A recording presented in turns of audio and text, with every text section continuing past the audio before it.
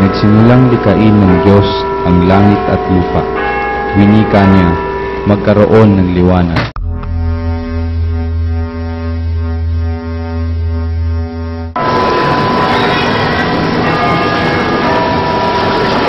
Pero ngayon, hindi na ako nagpapala. At sa ikalawang araw, nilikha ng Diyos ang kalawakang maghahati sa langit at lupa. Nang ikatlong araw, pinagsama ng Diyos sa isang tako ang tubig sa silong ng langit upang lumitaw ang lupa.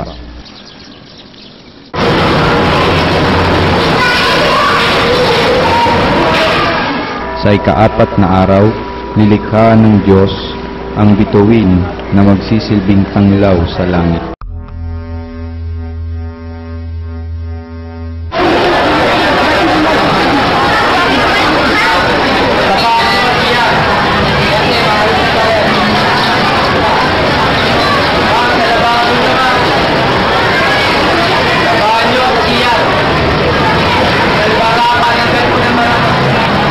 Sa ikalimang araw, nilikha ng Diyos ang dagat at lahat ng bagay na nabubuhay sa tubig.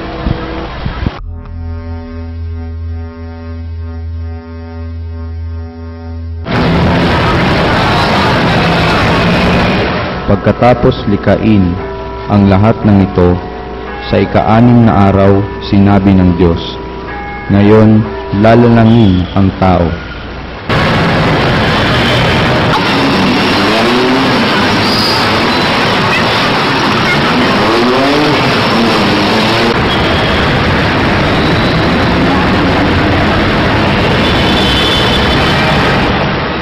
Sa ika-7 araw, siya'y nagpahinga.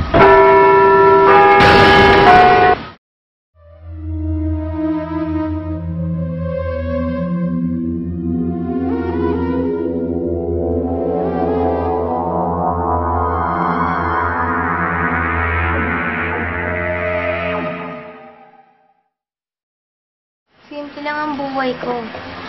Paulit-ulit. Bahay, trabaho, trabaho, bahay.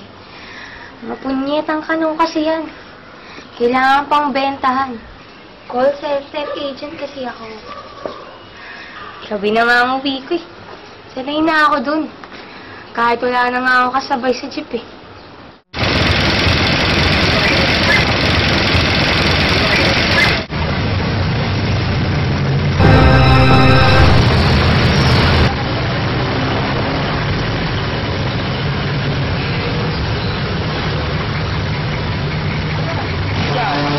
Baka makakalimutan niya hindi magbayad at kawawa naman ang driver.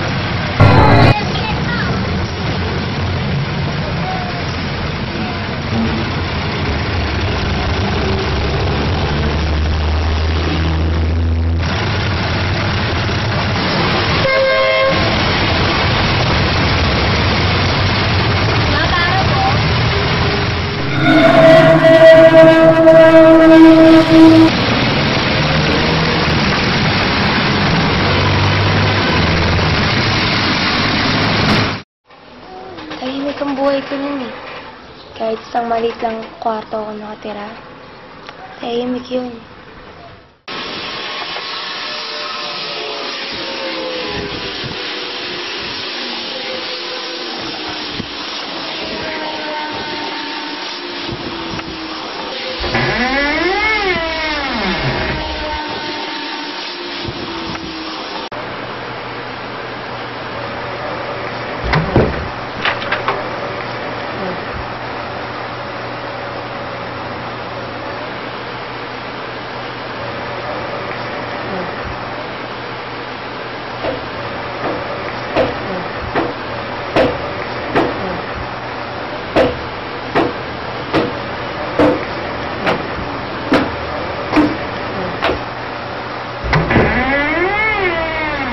Oh, buti dito ka na.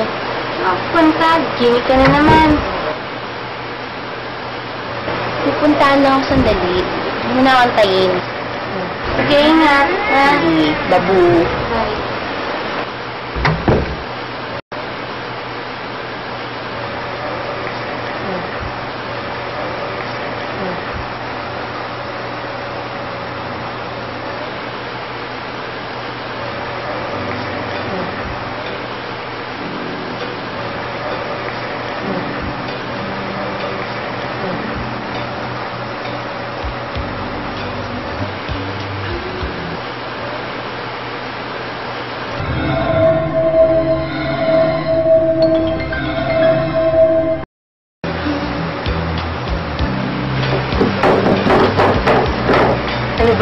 mga pusa't daga talaga dito.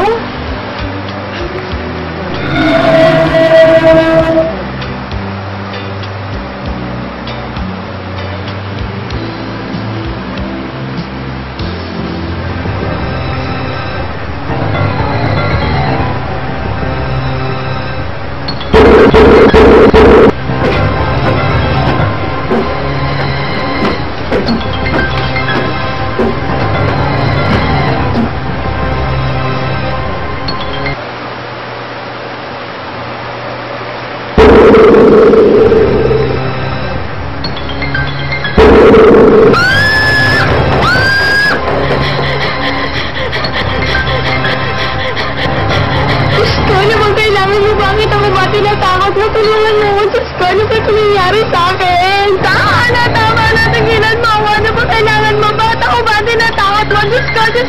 Tulungan mo ako, Diyos ko. Diyos ko naman. Diyos ko, tulungan niyo po ako. Tulungan niyo po ako. Tulungan niyo po ako. Diyos ko. Dito.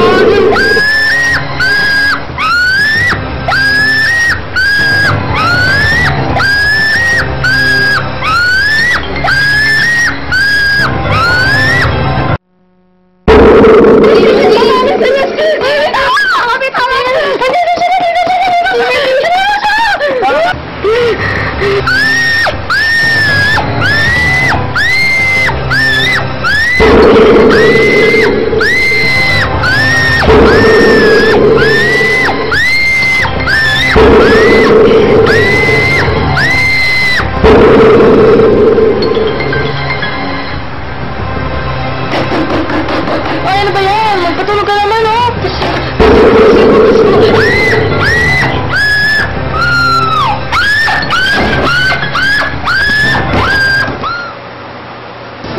Mama, ako ba tinatawag niyo, Mama?